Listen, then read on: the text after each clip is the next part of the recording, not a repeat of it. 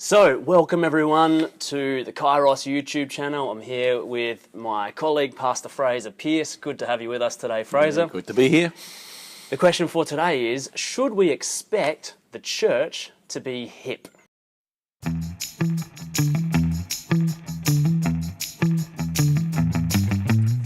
In our day, there's often a lot of pressure on people, on communities, including churches, to be on trend, to be at the cutting edge, to be fashionable, to be hip, you could say. And sometimes I know, we experience this, perhaps particularly from young people, that they look around at different churches and maybe there's sometimes this expectation that the church too should be hip. I've heard you speak about this with young people sometimes and used a particular metaphor, I guess, to try and get people to think about this in a slightly different way. Should we expect the church to be hip? I wonder if you can tell us a bit about that today. Well, when I'm speaking to confirmation students especially, that I get this way of thinking in their heads talking about whether the church should be hip.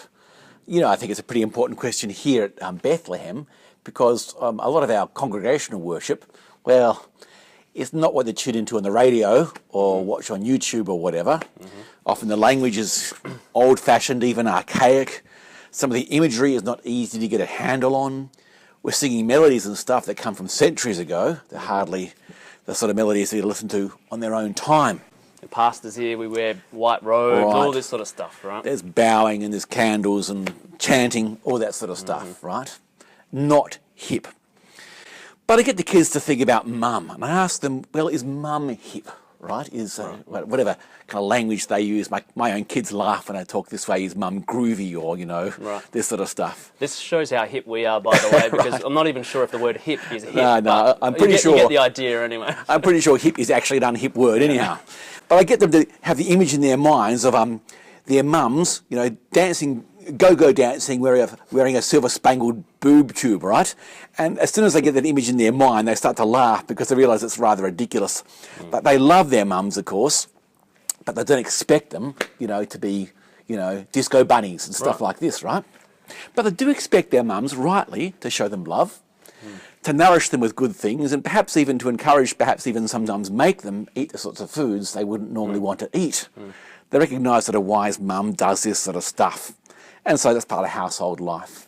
So I encourage the young people to think about church that way. Often they're going to be confronted with things that aren't particularly, what should we say, hip, that aren't going to be like what they're talking about with their school friends, this sort of stuff. But they can trust that when they come to church, there'll be people there who show them Christian love, that they'll be fed the gospel, which actually may not always be palatable or easy to receive, and yet really does nourish into spiritual maturity.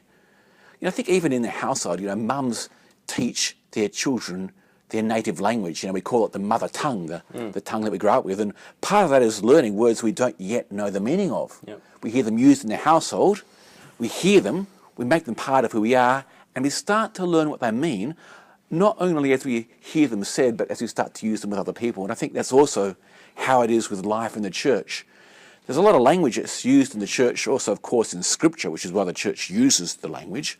That is foreign, that's difficult, not the sort of language you're going to hear generally speaking on television or in conversation in the schoolyard or wherever. But it's mum speaking, and as we hear these words and start to use them, then I think we do grow. So I encourage young people not to expect the church to be hip, but to indeed expect the church to be a place where they experience genuine love, including asking for forgiveness, right? Because the church is not perfect. But they're also expecting to be nourished by what they receive in church. Just like mum. Right, exactly right. And if I can push the image just a little bit further, I think maybe it's not only that we don't expect mum to be hip, but we don't even necessarily want mum to be hip. Right. And so you imagine these sort of situations, when you're with your friends growing up as a teenager and mum comes in and tries to sort of get down to your level and be all cool, and it's actually awkward, it's embarrassing. And sometimes, to me at least, it can feel like this in the church when we are making these efforts to try and always be relevant, that actually it just feels weird. Right. In fact, I think most of the kids, if I put into their minds the image of their mum go-go dancing in a silver-spangled boob tube, would actually, they laugh at first, but they'd cringe if they actually saw it. Yeah. Especially if the mum was doing it to try and win them over. It'd be ridiculous, and they'd know it. Yeah. Now, so this picture of the church as our mother, now I don't think you just made this up yourself, right? No. So this is actually part of the way that Christians have thought about the church through history. Do you know where that picture actually comes from? We get bride of Christ imagery throughout the New Testament, particularly in the writing of St. Paul, but I think this image is going back to the Old Testament with God's people being seen as a wife of God, if you like, or a spouse or bride.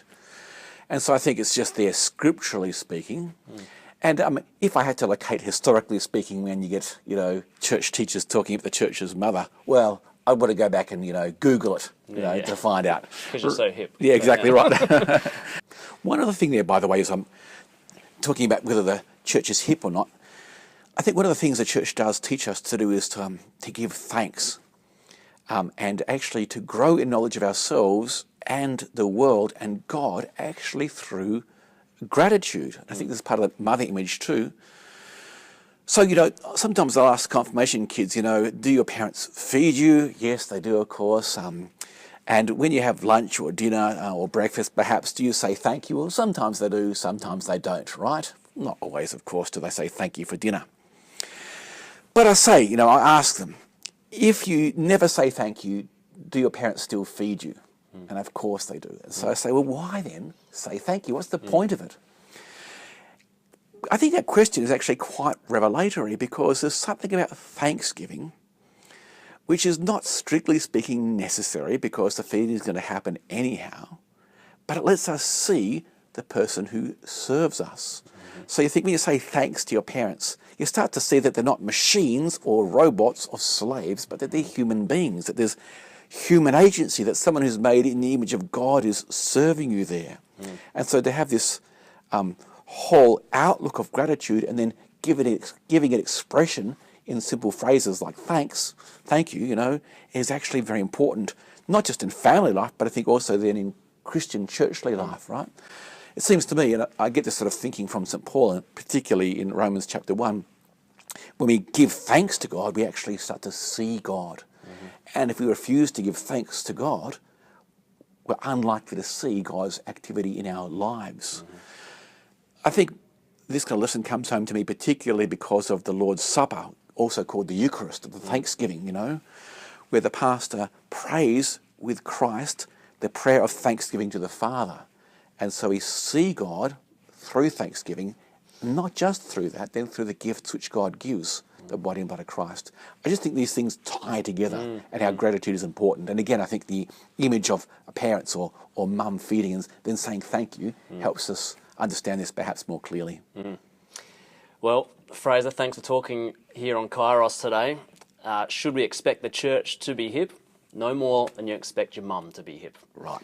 Thanks. Hit subscribe, like the video. God bless you.